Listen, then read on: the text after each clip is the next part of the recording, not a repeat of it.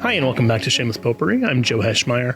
So I want to talk about kind of a big idea. I'm calling this tentatively how science proves God's existence. But the argument I'm going to make in this episode is really that reason itself relies on God's existence. And now that is a big argument, but I want to focus particularly on science and then kind of draw the parallels out from there. And the reason I want to start with science is because oftentimes there's this idea that science and religion are opposing forces, and you've got to really choose one or the other. This often comes up in debates about creationism as opposed to evolution, and there's a lot that could be said in this regard. By all means, I'm not saying that all religious claims are compatible with all scientific claims. It's not my argument at all. But I am going to argue that faith and reason belong together and become incoherent when you separate them. And more specifically, I'm going to make a twofold argument. Number one, if theism is true, there's an adequate reason to believe in science. And again, we can make that even bigger. There's an adequate reason to believe in reason. And number two, if theism is false, if God doesn't exist, in other words, then there's no adequate reason to believe in science. There's no adequate reason to believe in reason. And another way of framing that would be to say, if science is trustworthy, then God must exist. So you might be saying, how in the world can you defend those ideas? Well, let's first notice that the first two claims I made, if those are true, then the third one, if science is trustworthy, God must exist, follows logically. So the first claim, if theism is true, there's an adequate reason to believe in science. So a way of formulating that would be something like what John Paul II says in the encyclical Fides et Ratio, which the entire thing, as the name implies, is about faith and reason. He begins by saying, faith and reason are like two wings on which the human spirit rises to the contemplation of truth. And God has placed in the human heart a desire to know the truth, in a word, to know himself, so that by knowing and loving God, men and women may also come to the fullness of truth about themselves. So it's really simple, I think, that if there is a creator God who's all powerful, all good, and designed us to know, love, and serve him, then part of that knowing, loving, and serving him involves this capacity to know the truth. So it makes sense that we would have ways of understanding the world around us. It makes sense that we'd have ways of understanding things through reason, that faith and reason are both these God-given gifts. And for the same purpose, to understand God and creation better, and to understand ourselves better. So whether you agree or disagree with the existence of God, the point here is just, if God exists, then it makes sense why we have reason. It makes sense why we have, all of that follows. And if we have reason, then we can have science, etc. On the flip side, if God doesn't exist, this is the second claim, then there's no adequate reason to believe in science. Now, this is going to be the, I think, more provocative claim. Hopefully, it's just very clear that the first claim is almost self-evidently true. If you believe in an all-good, all-loving, divine intelligence, then the idea that he can created intelligence capable of knowing and loving him follows logically. But the second one, well, if there isn't such a divine intelligence, if there is no God, there's no creator, there's no, intelligence behind the existence of the universe, well, why does that mean we can't have reason? Why does it mean we can't have science? And there's a lot of different ways of framing this argument. I want to explore a couple of them, a few really, from Chesterton and then from Bishop Robert Barron, but he's quoting Benedict XVI, so then I'm going to quote Benedict directly. And then I'm going to look actually at an atheist philosopher named John Gray, who's going to make a very similar argument. So Chesterton, he puts the argument like this. He says, it is idle to talk always of the alternative of reason and faith. Reason is itself a matter of faith. It is an act of faith to assert that our thoughts have any relation to reality at all. I want to pause on that line because that's going to be a really critical idea. Reason, for me to make sense of the world around me, requires that I have the belief that the thoughts I have some kind of connection to external reality, and they have a connection such that I can know the external world. And if you know anything about the history of philosophy, that is a very controversial idea, because you have this whole school of idealism. You've got all these schools of thought that would actually deny, like, oh no, we don't really know the outside world at all. We only know our thoughts. Well, if that's the case, we can't really speak of reason in any meaningful sense. That I can't do science, I can't do anything like that because I'm only involved in my own head. And so, Chesterton's argument that it is an act of faith to assert that our thoughts have any relation to reality at all. He says, if you are merely a skeptic, you must sooner or later ask yourself the question, why should anything go right, even observation and deduction? Why should not good logic be as misleading as bad logic? They're both movements in the brain of a bewildered ape. That is, if you think that the world around you is the result of random chaos, you believe that human beings are evolved as a result of unguided evolution, then it does seem to follow that you've got no reason to trust either of two things. Either one, the knowability of the world around you, or two, your ability to know things as a knower. And we'll get back to those two ideas because those are going to be both very important. And so Chesterton concludes, the young skeptic says, I have a right to think for myself, but the old skeptic, the complete skeptic, says, I have no right to think for myself. I have no right to think at all. A lot of what we're seeing right now in new atheism and kind of its offshoots are these kind of young skeptics. I mean, it's these people who've said, aha, are these religious claims really true? I've got reason to doubt them. I want to think for myself. And fair enough, but they're not being critical about their own critical faculties. They're not being skeptical about their own skepticism. And when you apply the same methodology to atheism, the same methodology even to reason that you apply to faith, you can tear down that house of cards very quickly. And that's the crux of the argument. If that isn't clear, if it's not clear what Chesterton's talking about there, I want to give a couple other angles. Like I said, this is Bishop Barron, then Father Barron in his book Catholicism. And he is quoting then Father Joseph Ratzinger, or paraphrasing him. Because in 1968, while he was still a young theology professor, Joseph Ratzinger, who goes on to become Benedict XVI, argues that finite being, as we experience it, is marked through and through by intelligibility. That is to say, by a formal structure that makes it understandable to an inquiring mind. This is a crucial point. I've already alluded to it once, but it works like this. For any logical endeavor, whether you're talking about science, philosophy, theology, just getting to know the world around you, whatever you want to talk about, any of things to work, math even, two things have to be true. Number one, the universe must be knowable. And number two, we must be capable of knowing, and specifically of knowing the universe. It's like this. If I've got a book, two things have to be true. One, the book has to be legible. It has to be something where the author has communicated in a coherent, reasonable fashion. And two, I have to be able to read. Otherwise, I can find no meaning in those things. So it's not good enough. And you could imagine a world in which we had minds capable of knowing, but the universe was entirely invisible to us. That's not the world we find, right? We have a universe we can see, taste, touch, smell, investigate. And so the universe presents itself as knowable. Now, there may very well be things we don't know. Dark matter, ultraviolet light we can't see, whatever you want to talk about. You can talk about knowing that there are unknowable things. That's totally consistent with this idea that there's still something knowable about the universe. Being presents itself as knowable.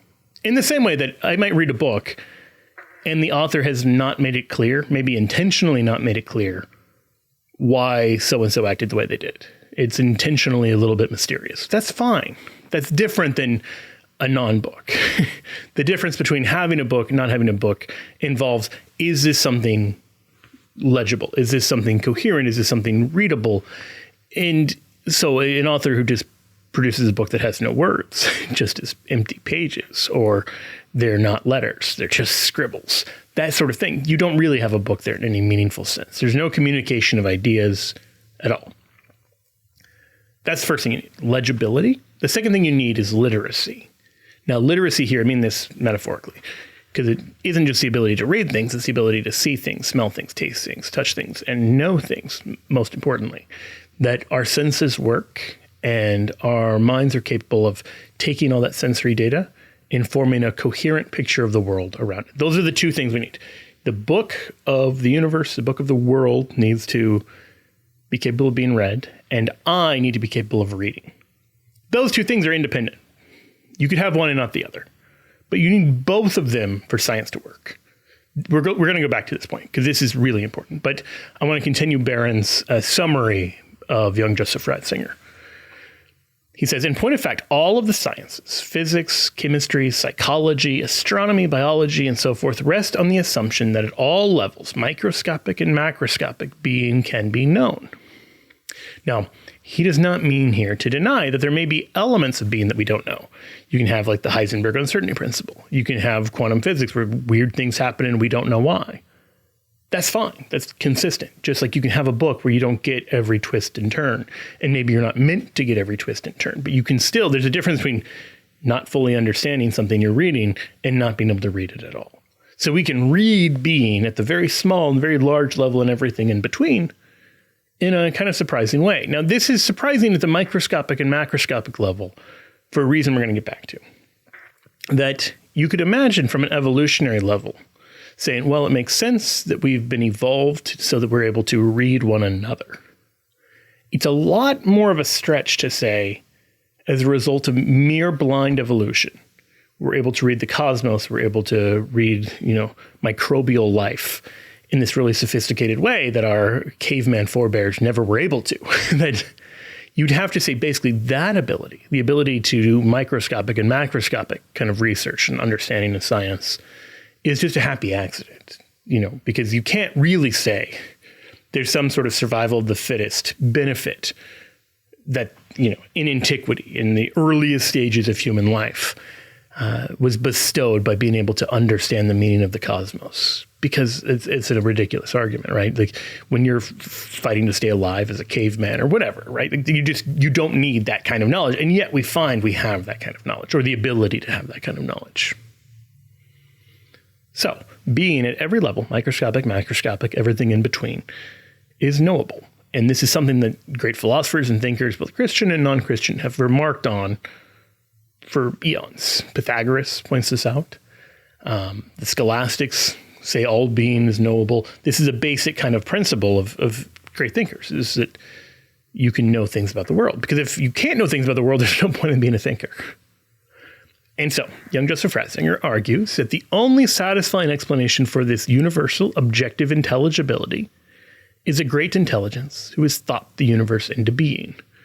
And he makes a linguistic argument, even words like recognition, it's recognition, cognition being like knowledge, that we are thinking again something that's already been thought. That we're not inventing meaning, we're discovering meaning. That's kind of the idea of recognition. And he also quotes Einstein, that in the laws of nature, a mind so superior is revealed that in comparison, our minds are as something worthless. That if you understand things like take for instance, gravity, it works in a set way. There's no reason why it works in a set way that we can discern. And yet if it didn't, we couldn't be having this conversation. We wouldn't be living. And so for the universe to exist, you cannot say here survival of the fittest, because that doesn't explain why the universe holds together. Now, this is a point I'll probably unpack a little more later on. Survival of the fittest works at the biological level once you have living organisms. But the existence of living organisms isn't explained by survival of the fittest. The existence of a stable universe with universal constants, things like the weak and strong force and electromagnetism, and these things that work in a very stable, very predictable way, all of this universal fine-tuning, we can talk about, what are the odds that would happen? But you take all of those things, and Ratzinger says, those look like intelligence. Now, this often gets mislabeled as just intelligent design, but he's actually making a different point. That there's no reason to expect in a merely chaotic world either that those things would be true or that they would be knowable. And that's just the one area. That then, remember, that's just a book of the universe. There's also, how are we as knowers able to know? Well, that only makes sense if we've been known and kind of loved into existence. If a divine intelligence has created our intelligence. Because if we're just random chaos, it doesn't make sense that random chaos understands the big picture or the small picture, or any picture at all. So, ultimately, the satisfying explanation is that found in the Gospel of John. that in the beginning was the Word, the divine logos, the kind of structure pattern of the entire universe. And that the universe is not dumbly there, but is rather intelligently there, imbued by a creative mind with intelligible structure. Now, again, the point here is significant because intelligibility is different than intelligence in the way we sometimes use it. Like, you can think a book is a bad book. You can think a play is a stupid play. But you still think it's a play. You still think it's a book. You still think somebody wrote it. Somebody had a meaning they were trying to express. Maybe a great meaning, it may be a stupid meaning. You may like it, you may hate it. That is not at all the question. The question is, does this bear the marks of intelligibility? Meaning, can I make sense of it? That's the question. So again, that is Barron's summary of Ratzinger's argument. Well, I guess my summary of Barron's summary of Ratzinger's argument. But I want to give Benedict XVI his own kind of chance to explain his thought. This is towards the end of his time as Pope. He says, reason should be more open, that it should indeed perceive these facts, but also realize that they're not enough to explain all of reality. They're insufficient. Our reason is broader and can also see that our reason is not basically something irrational, a product of rationality, but that reason, creative reason, precedes everything, and we are truly the reflection of creative reason. So another way of framing this would be to say, where does reason come from? Does it come from sheer accident, or does it come from creative reason? That is, a reason, a divine, uncreated reason, creates our human reason. If a divine, uncreated reason creates my human reason, makes sense. I can understand why I have reason. If random chaos creates my human reason, it's not clear why I have reason, and significantly, it's not clear why I can trust my reason. We're going to explore this point in a little bit more, but can I trust my own reason? Can I trust my own thoughts? Can I trust my own vision of the world at all? And if not, what does that mean? So Benedict goes on to say, we were thought of and desired. There is an idea that preceded me, a feeling that preceded me, that I must discover, that I must follow, because it will at last give meaning to my life. This seems to me to be the first point, to discover that my being is truly reasonable. It was thought of, it has meaning. And my important mission is to discover this meaning, to live it, and thereby contribute a new element to the great cosmic harmony conceived of by the Creator. Now, that is a beautiful point that we're not going to cover much. But the idea is, if my being is the result of creative, divine reason, I have a purpose, I have a meaning. In the same way that a painter who chooses to paint you into the little corner paints you there for a reason, right? Like, there's some purpose you're serving in completing the whole mosaic. And you may say, oh, I'm a small little part of the painting. Very well. You're intended to be there because things are a little incomplete without you. That is a particular vision of humanity. And it's a really edifying one. It's a beautiful one. That doesn't make it automatically true. But it does mean that if Ratzinger's right about the argument from reason, the argument from intelligibility, then one of the consequences of that is that my life has purpose. And a purpose I don't impose on it myself, but one I instead discover, one given to it. Hopefully that makes sense. I want to break the argument down. For science, philosophy, any real knowledge to be true, two things must be true. I've already covered this before with the reading example. Number one, that the outside world, the universe more broadly, must be knowable. And number two, I must have a mind capable of knowing true things. And the argument here is that neither of these things are adequately explained in atheism. The standard response is that you can explain this away through evolution. The argument goes something like this. Natural selection favors creatures who understand the world around them more than creatures that don't. If you can imagine two animals, and one of them is unaware where it is. It's in a total stupor. It's in a total state of unreality. And the other one is keenly aware of everything and everyone around it. That second animal will outperform the first one until the first animal doesn't exist anymore. It won't have offspring, or it'll be killed off, or, that species dies out. Species two, the self-aware one, lives on. That's the evolutionary argument in its simplest form. Now, there's a couple things to note about it. First, that only explains the second point. The first point, that the outside world must be knowable, That is certainly convenient. That is certainly required for the evolutionary argument to work, but evolution doesn't explain why the universe is knowable. You can imagine a universe in which no amount of genetic mutation ever makes you capable of seeing the universe. In the same way that there's no creature in the universe that sees dark matter. And everything could be that, where you can't see it, you can't perceive it, you can't know it at all. So it only deals with the second of the two arguments. Remember the first one, the outside world must be knowable. Second one, I must have a mind capable of knowing true things. Evolution might be an adequate explanation for the second one, why I have a mind capable of knowing true things. But there's a problem. And so here I want to introduce John Gray. He's an atheist. He's a philosopher at the London School of Economics. He is a very pessimistic philosopher in the philosophical sense of pessimism, but also in every sense of pessimism. And he has a book called Straw Dogs. Now, Straw Dogs is a reference to Taoism, which is that heaven and earth treat everything as straw dogs. Now, straw dogs in Chinese culture is like a ceremonial dog, and then after you're done with it, you burn it. So it's savored for a while, and then it's just disregarded.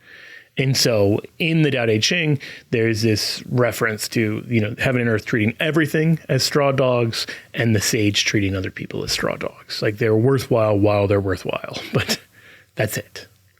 And so the subtitle of the book is Thoughts on Humans and Other Animals. So as you can tell, hopefully even from that title, Gray is going to argue that a lot of the modern liberal, in both senses of liberal, both the philosophical sense of liberal and the kind of political sense, that the modern liberal vision is that there's human rights, that there's human purpose, that things are constantly improving. There's this myth of progress. There's all these things. And he's going to say all of this is ridiculous. There's no scientific basis for any of this. And all of this is just a holdover from Christianity, that if you really want to be consistent as an atheist, you have to reject all this stuff. It's just made up. We are just one among many animals, and none of this follows. Fascinating, very dark kind of vision of the world. But I particularly want to draw out what he says about this idea that evolution is going to make us capable of knowing true things about the world. He points out that there's no reason to believe that. It's a very naive vision of the world. So here's his argument. He says, modern humanism is the faith that through science, humankind can know the truth and so be free. But if Darwin's theory of natural selection is true, this is impossible. The human mind serves evolutionary success, not truth. To think otherwise is to resurrect the pre-Darwinian error that humans are different from all other animals. So again, I don't agree with him in his vision of humans being the same as all other animals, but if Darwin's right, if atheism is right, then it does follow logically. Now, again, I want to be clear here. I'm not arguing against Darwinian evolution as such, but Darwin's theory of natural selection apart from any vision of God. You can totally have a vision of natural selection that coexists with divine governance, leading the process, giving meaning to it, and ensuring that it goes in the right direction. But you cut God out of the picture and just have natural selection, and it's not going to lead you to, aha, this is how we all know the truth. No one looks at any other species and says, oh yeah, those animals totally understand what the universe is about. They're able to know the world around them. No, not in a deeper, meaningful sense. And so the idea on a merely evolutionary level that we're going to end up differently does seem to be kind of an irrational belief. It seems to be an irrational, almost religious claim. He would say explicitly a religious claim. And one that is kind of a holdover from Christianity, from, again, remember the young skeptic who says, I can think for myself, and the old skeptic who realizes, no, my skepticism actually destroys my ability to reason. Like skepticism and reason can't both be true. So Gray goes on.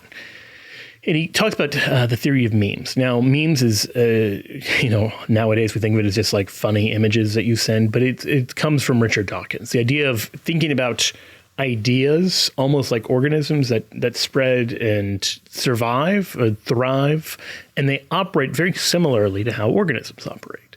You've got bacteria or you've got an animal, and it's trying to reproduce and get everywhere and take over, and there's a sort of survival of the fittest. And Dawkins' argument is, well, this is also true with ideas, with, beliefs about the world, visions about the world. All of these things are themselves you can almost imagine them as sort of non-living organisms. Memes, Gray says, are clusters of ideas and beliefs which are supposed to compete with one another in much the same way that genes do. In the life of the mind, as in biological evolution, there is a kind of natural selection of memes whereby the fittest memes survive. Unfortunately, memes are not genes. There's no mechanism of selection in the history of ideas akin to that of the natural selection of genetic mutations in evolution. In any case, only someone miraculously innocent of history could believe that competition among ideas could result in the triumph of truth. Certainly ideas compete with one another, but the winners are normally those with power and human folly on their side. And he gives the example. If the final solution, the Nazis' genocide, had been carried to a conclusion, would that have demonstrated the inferiority of Hebrew memes? In other words, imagine a world in which the Nazis totally eradicate the Jews. Does that mean they've won the argument? They had the better position? No, of course not. And so we can't really say, again, from a merely evolutionary perspective, that an idea spreading means that it's true. This is an important point. Like, you've got a spread of misinformation, disinformation, and it is a really naive vision of the world that goes against all the available evidence to suggest, left unchecked, the truth is just going to win out in the marketplace of ideas. There are plenty of arguments to the contrary. But this is really a hallmark of a lot of liberal thought, that we just need more conversation, we need more dialogue, because if everybody's got an equal share, then the truth is going to win out just through this kind of natural evolutionary process. And Gray's point is, what are you basing that belief on? It seems to be purely irrational. Because so often in history, there are these examples where the bad guys seem to win. And bad ideas survive and good ideas don't. Or a historical fiction becomes so popular that it kind of supplants the truth. I'll give you an example. This idea that Christopher Columbus was the first guy who thought the world was round. This is ridiculous. And it's really the 19th century, as they're trying to paint the Middle Ages as dark ages, as this time of total ignorance, that this is invented. It's invented by some French authors. It's spread by Washington Irving. It's clearly a false meme, because we've known about the world being round since before the time of Christ. The Greeks are talking about this stuff. It's taken for granted for most of certainly Christian history and even before. So given that, you might say, okay, well, that was there was a vision of the world and a vision of history that then gets kind of crowded out with this falsehood that endures for hundreds of years. Again, 19th century is when this false version of history promotes this idea. Columbus is the first guy to realize the world is round, and you will still find even otherwise credible people parodying this false belief. So again, to go back to Gray's argument, on what basis do we say truth is just going to win out? Now you may be wondering, what does this have to do with evolution and evolution being a clear source of where we get truth? Because he's going to say, if this is all true mimetically, that bad ideas sometimes win out over good ideas, they spread further and better, that points to the fact that you can't just say we know true things because true things are adapted for natural selection. That from a natural selection perspective, bad ideas, misinformation, disinformation, falsehood, those things often spread much quicker and seemingly have better results than actually knowing the truth about reality. So that's the first of his arguments. He then says, Darwinian theory tells us that an interest in truth is not needed for survival or reproduction. More often, it is a disadvantage. His second argument here will say, deception is common among primates and birds. He gives the example of ravens who pretend to hide food while actually storing it elsewhere. And that evolutionary psychologists have shown that deceit is pervasive in animal communication. And this is in all sorts of areas. Look at the hummingbird moth. It is a moth that looks like a bird that looks like a bee. It's by its existence, right? It's meant to deceive you by how it looks. It's meant to deceive predators. So we can say, certainly, deceiving others, there's a clear evolutionary advantage to it. Well, Gray says, self-deception may help you to deceive others. Again, we're not talking about morally. We're talking about animals and survival of the fittest. And he suggests being able to deceive others is going to be enhanced by the ability to deceive yourself. And he gives the example of a lover who promises eternal fidelity, who is totally convinced that he means his promise. So imagine you're a woman choosing between two potential mates, husbands, whatever.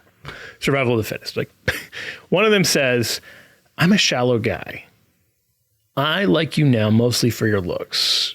And later, if you gain weight or lose your looks or get older, I'm probably going to lose interest and go on to someone else. And the second guy, who is totally convinced, he's just as shallow as the first one, but he's so totally deluded himself into saying, no, I love you for who you are. I'll be with you forever, come high or low. Now, the second guy is going to have a very clear advantage in the dating, mating market than the first guy. His self-deception, his ability to deceive you because he can deceive himself, is serving a clear evolutionary advantage. He's more likely to marry, more likely to reproduce, more likely to have his genes survive another generation, where the guy who's honest and clear-eyed about his own shortcomings as just a shallow guy, he's unlikely to reproduce. He's unlikely to spread his genes to another generation because women are more likely to say, I don't want that guy.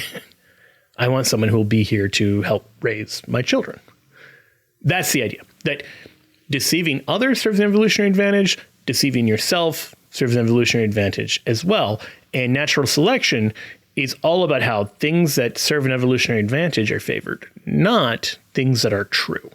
Now, there are a lot of other contexts we talk about this.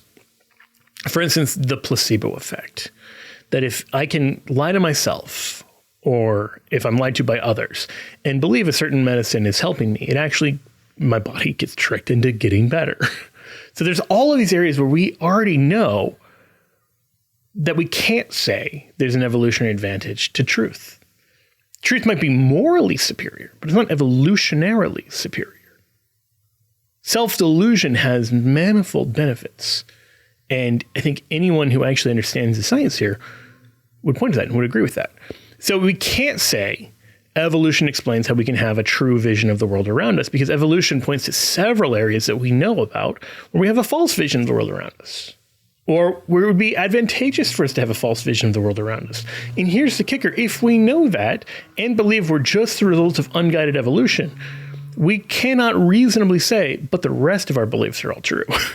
How would we know that? Because our failing reason tells us so? Because our reason that we've already learned is a liar tells us so? On what basis do we come to that conclusion? Okay, going back to Gray. He says, if all this is so, then the view that clusters of false beliefs, these inferior memes, will tend to be winnowed out by natural selection must be mistaken.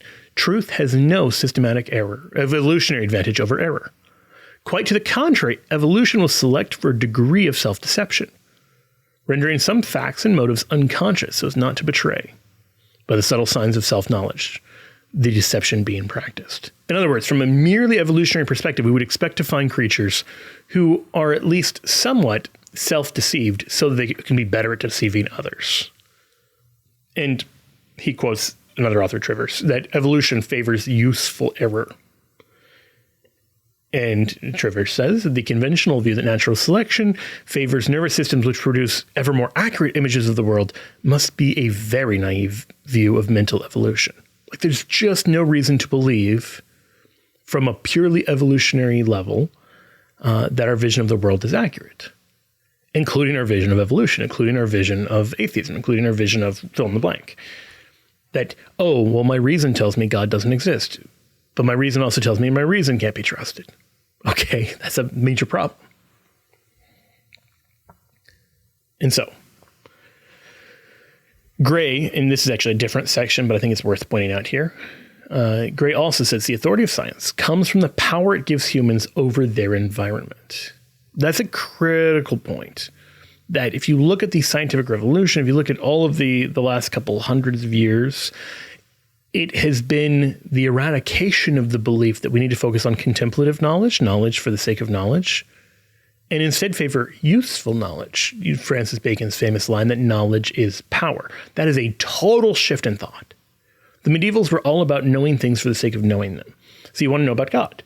You want to know about the angelic hierarchy. Does that serve your daily purpose to know the different ranks of angels? Doesn't matter. The best things in life are worth knowing for their own sake. They're not the means to an end of something else. That the modern vision of knowledge, I need to know science so I can build a better iPhone. I need to know science so I can build a better nuke. I need to build new, those kind of things. That idea is a total shift. And critically, Gray says, undermines this idea that through science we're just going to know more and more about truth, because we're no longer in the truth business. We're in the power business. That science succeeds if it gives us more power, more control over the world around us. And so inconvenient kind of truths are not going to be favored. Again, think about the survival of the fittest kind of framework he's using here. He said, sure, now and then, science can cut loose from our practical needs and serve the pursuit of truth. But to think that it can ever embody that quest is pre-scientific. It is to detach science from human needs and make it something that is not natural but transcendental. To think of science as the search for truth is to renew a mystical faith, the faith of Plato and Augustine, that truth rules the world, that truth is divine. And by all means, that's true, right? Like, this is actually why we're really cool with reason, because we believe that truth rules the world, that truth is divine. But if you reject that view and instead say knowledge is power, well, then you can't say, as a result of all of this power acquisition, we're going to naturally result in the world having truer visions of reality. It doesn't follow logically at all. You will still be in a situation where useful error is advantageous, where you're going to succeed if you can self-deceive. And there's all sorts of examples of this. One of the funniest studies that I've seen on the dating market is that they surveyed men and found that they were likely to rate a girl as interested in them based on how interested in them they were. In other words, a guy meets a girl he finds very attractive. He's more likely to think she's flirting with him, more likely to think she's attracted to him if he's into her. This is self-deception. Like, it does not correspond to reality at all. She's, if anything, probably less likely to be interested in him. She's got more alternatives. But it serves an evolutionary benefit, because now he's got more confidence, and the confidence she might find attractive. But the confidence is actually built on total self-delusion, that he thought she was already into him. So you can imagine like a whole world where there's this kind of useful error, that these kind of delusional beliefs we have serve an evolutionary benefit. And you can't just say science somehow explains this away or evolution somehow explains this away, because neither evolution nor science is designed to. So let's bring it all back. Remember, the claims were, for science, philosophy, any real knowledge to take place, two things must be true. First, that the outside world, meaning the universe, must be knowable. Second, I must have a mind capable of knowing things. And as we've seen, atheistic visions, including like evolution and kind of the blind adherence to science and everything else, doesn't really explain either why the universe is knowable or why I have a mind capable of knowing true things. Now, Gray would reply to this and just say, you don't have a mind capable of knowing true things. You have a mind capable of knowing some true things, but you can't know which ones. Maybe it's a lot. Maybe it's not very many. You don't even have a way of assessing that. You know only that there are a lot of things that you not only don't know, but are encouraged by science, by evolution, not to know. So, earlier I said if theism is true, there's an adequate reason to believe in science. I want to expand that now and say if theism is true, there's an adequate reason to believe in reason itself. And that if theism is false, if God doesn't exist, then there's not an adequate reason to believe in science, and there's not an adequate reason to trust our reason. So again, this is a simple enough, I think, straightforward argument that if the universe is intelligible, if science works, if science is true, if science is able to study the world and make true and accurate predictions about it, that is only true because the universe is intelligible and we have minds capable of knowing, which are only explicable, ultimately, on a theistic worldview. They're only explicable, ultimately, if there is some kind of divine intelligence that governs the entire world, because a merely chaotic process doesn't get you intelligibility in the universe or intelligibility in the human mind. Hopefully that's clear. Hopefully that all makes sense. What I like about it is that it's not arguing this or that of the latest scientific kind of endeavor. It's really a simple argument that, well, can you know things? How do you know things? Because of mere evolution. If it's mere evolution, you don't have a reason to believe that the things you know are accurate or reflect the world around you or visions of the external reality in any meaningful sense. And you have even less reason to believe that external reality reveals itself to knowers the way that we find that it does. But if God exists, then it makes total sense that he would create a world that is both knowable and populated by knowers, populated by people who are intellectual seekers, that are searchers for the truth, because that's the kind of creature that he wants to create, because the searcher for the truth is ultimately a pilgrim hungry for God. I hope that makes sense. I personally really like that argument. I know some people really hate it. I think it's a really fascinating one. Feel free to comment in the comments below what you think of it. For Shameless Potpourri, I'm Joe Heschmeyer. God bless. Thank you for listening to Shameless Potpourri, a production of the Catholic Answers Podcast Network. Find more great shows by visiting CatholicAnswersPodcast.com or search Catholic Answers wherever you listen to podcasts.